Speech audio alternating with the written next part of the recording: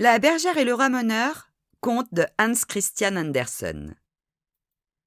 Avez-vous jamais vu une de ces armoires antiques, toute noire de vieillesse, décorée d'arabesques et de feuillages? C'était précisément une de ces armoires qui se trouvait dans la chambre. Elle venait de la trisaïeule et de haut en bas, elle était ornée de roses et de tulipes sculptées. Mais ce qu'il y avait de plus bizarre, c'étaient les arabesques d'où sortaient de petites têtes de cerf avec leurs grandes cornes. Au milieu de l'armoire, on voyait sculpté un homme étrange. Il ricanait toujours, car on ne pouvait pas dire qu'il riait. Il avait des jambes de bouc, de petites cornes sur la tête et une longue barbe. Les enfants l'appelaient le grand général commandant en chef, Jambes de Bouc. Un nom long et difficile à dire, mais que peu de gens ont eu l'honneur de porter. Enfin, il était là, les yeux toujours fixés sur la console placée sous la grande glace, où se tenait debout une gracieuse petite bergère de porcelaine. Elle portait des souliers dorés, une robe parée d'une rose toute fraîche, un chapeau d'or et une houlette. Elle était charmante. À côté d'elle se trouvait un petit ramoneur noir comme du charbon, mais pourtant de porcelaine aussi.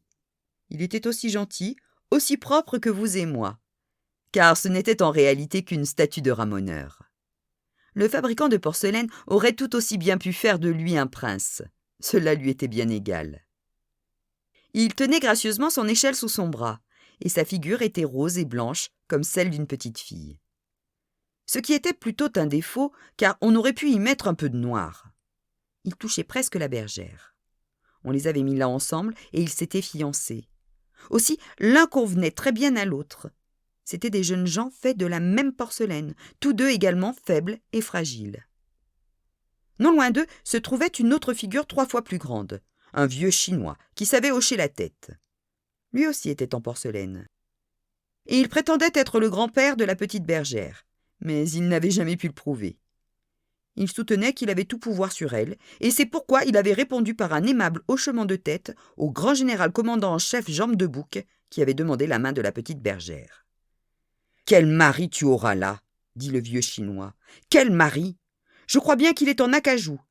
Il fera de toi Madame la grande générale commandante en chef Jambes de Bouc. Son armoire est pleine d'argenterie, sans compter ce qu'il a caché dans les tiroirs secrets. »« Je n'entrerai jamais dans cette sombre armoire, » dit la petite bergère. « J'ai entendu dire qu'il y a dedans 11 femmes de porcelaine. »« Eh bien, tu seras la 12e, » dit le Chinois. « Cette nuit, dès que la vieille armoire craquera, on fera la noce. Aussi vrai que je suis un Chinois. » Et là-dessus, il hocha la tête et s'endormit. Mais la petite bergère pleurait en regardant son bien-aimé ramoneur. « Je t'en prie, dit-elle. Aide-moi à m'échapper dans le monde. Nous ne pouvons plus rester ici. »« Je veux tout ce que tu veux, dit le petit ramoneur. Sauvons-nous tout de suite. Je pense bien que je saurais te nourrir avec mon métier. »« Pourvu que nous descendions sans accident de la console, dit-elle. Je ne serai jamais tranquille tant que nous ne serons pas hors d'ici. » Il la rassura et lui montra comment elle devait poser son petit pied sur les rebords sculptés et sur le feuillage doré. Il l'aida aussi avec son échelle, et bientôt ils atteignirent le plancher. Mais en se retournant vers la vieille armoire, ils virent que tout y était en révolution. Les cerfs sculptés allongeaient la tête, dressaient leur bois et se tordaient le cou. Le grand général commandant en chef Jambes de Bouc fit un bond et cria au vieux Chinois « Les voilà qui se sauvent! Ils se sauvent !» Alors, ils eurent peur et se réfugièrent dans le tiroir sous le rebord de la fenêtre. Là se trouvaient 3 ou 4 jeux de cartes dépareillés et incomplets, puis un petit théâtre qui avait été construit tant bien que mal. On y jouait précisément une comédie, et toutes les dames, qu'elles appartiennent à la famille des carreaux ou des piques, des cœurs ou des trèfles, étaient assises au premier rang et s'éventaient avec leurs tulipes. Et derrière elles se tenaient tous les valets, qui avaient à la fois une tête en l'air et l'autre en bas, comme sur les cartes à jouer. Il s'agissait dans la pièce de 2 jeunes gens qui s'aimaient, mais qui ne pouvaient arriver à se marier. La bergère pleura beaucoup, car elle croyait que c'était sa propre histoire. « Ça me fait trop de mal, dit-elle. Il faut que je quitte ce tiroir. » Mais lorsqu'ils mirent de nouveau le pied sur le plancher et qu'ils jetèrent les yeux sur la console, ils aperçurent le vieux Chinois qui s'était réveillé et se démenait violemment. « Voilà le vieux Chinois !» s'écria la petite bergère, et elle tomba sur ses genoux de porcelaine, tout à fait désespérée. « J'ai une idée !» dit le ramoneur. « Nous allons nous cacher au fond de la grande potiche qui est là dans le coin. Nous y coucherons sur des roses séchées et des lavandes, et s'il vient, nous lui jetterons du sel dans les yeux. »« Non, ce serait inutile, » lui répondit-elle. « Je sais que le vieux Chinois et la potiche ont été fiancés, et il reste toujours un fond d'amitié après de pareilles relations, même longtemps après. Non, il ne nous reste pas d'autre ressource que de nous échapper dans le monde. »« En as-tu réellement le courage ?» dit le ramoneur. « As-tu songé comme le monde est grand et que nous ne pourrons plus jamais revenir ici ?»« J'ai pensé à tout, » répliqua-t-elle. Le ramoneur la regarda longuement, puis il dit « Le meilleur chemin pour moi est par la cheminée. As-tu réellement le courage de te glisser avec moi dans le poêle et de grimper le long des tuyaux ? C'est par là seulement que nous arriverons dans la cheminée, et là je saurai bien me retourner. Faudra monter aussi haut que nous pourrons, et tout à fait en haut il y a un trou par lequel nous entrerons dans le monde. » Il la conduisit à la porte du poêle. « Dieu, qu'il fait noir !» s'écria-t-elle.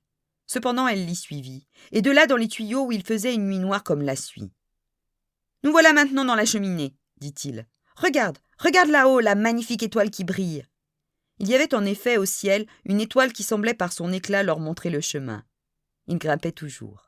C'était une route terrible, si haute, mais il la soulevait, il la soutenait, et il lui montrait les meilleurs endroits où mettre ses petits pieds de porcelaine. Ils arrivèrent ainsi jusqu'au bord de la cheminée, où ils s'assirent pour se reposer tant ils étaient fatigués. Et il y avait de quoi. Le ciel, avec toutes ses étoiles, s'étendait au-dessus d'eux, et les toits de la ville s'inclinaient bien au-dessous. Ils promenèrent leurs regards très loin autour d'eux, bien loin dans le monde. La petite bergère ne l'aurait jamais cru si vaste. Elle appuyait sa petite tête sur la poitrine du ramoneur et pleurait si fort que ses larmes tachèrent sa ceinture. « C'est trop, dit-elle. C'est plus que je n'en puis supporter. Le monde est trop immense. Oh, que ne suis-je encore sur la console près de la glace. Je ne serai pas heureuse avant d'y être tournée. Je t'ai suivi dans le monde. Maintenant, ramène-moi là-bas si tu m'aimes véritablement. » Et le ramoneur la raisonna. Il lui rappela le vieux Chinois et le grand général commandant en chef Jambe de Bouc. Mais elle sanglotait si fort, et elle embrassa si bien son petit ramoneur, qu'il ne put faire autrement que de lui céder, quoique ce fût insensé. Ils se mirent à descendre à grande peine par la cheminée, se glissèrent dans les tuyaux et arrivèrent au poêle. Ce n'était pas un voyage d'agrément, et ils s'arrêtèrent à la porte du poêle noir pour écouter ce qui se passait dans la chambre. Tout y était bien tranquille. Ils mirent la tête dehors pour voir. Hélas, le vieux Chinois gisait au milieu du plancher. Il était tombé en bas de la console en voulant les poursuivre, et il s'était brisé en 3 morceaux. Tout le dos s'était détaché du reste du corps, et la tête avait roulé dans un coin. Le grand général, commandant en chef Jambe de Bouc, gardait toujours la même position et réfléchissait.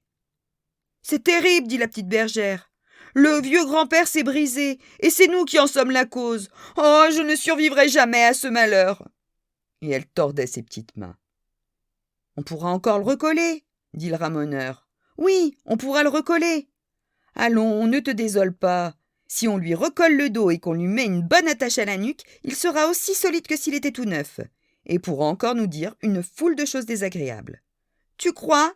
dit-elle, et ils remontèrent sur la console à leur place. « Voici où nous en sommes, dit le ramoneur. Nous aurions pu nous épargner toute cette peine. »« Oh, si seulement notre vieux grand-père était recollé, dit la bergère. Est-ce que ça coûterait cher ? » Et le grand-père fut recollé. On lui mit aussi une bonne attache dans le cou et il fut comme neuf. Seulement, il ne pouvait plus hocher la tête. « Vous faites bien le fier depuis que vous avez été cassé, lui dit le grand général commandant en chef Jambe de Bouc. Et il me semble que vous n'avez aucune raison de vous tenir si raide. Enfin, voulez-vous me donner la main, oui ou non ?» Le ramoneur et la petite bergère jetèrent sur le vieux Chinois un regard attendrissant. Ils avaient peur qu'il ne se mît à hocher la tête, mais ils ne pouvaient pas, et il aurait eu honte qu'on sache qu'il avait une attache dans le cou. Grâce à cette infirmité, les 2 jeunes gens de porcelaine restèrent ensemble. Ils baignirent l'attache du grand-père et s'aimèrent jusqu'au jour fatal, où ils furent eux-mêmes brisés.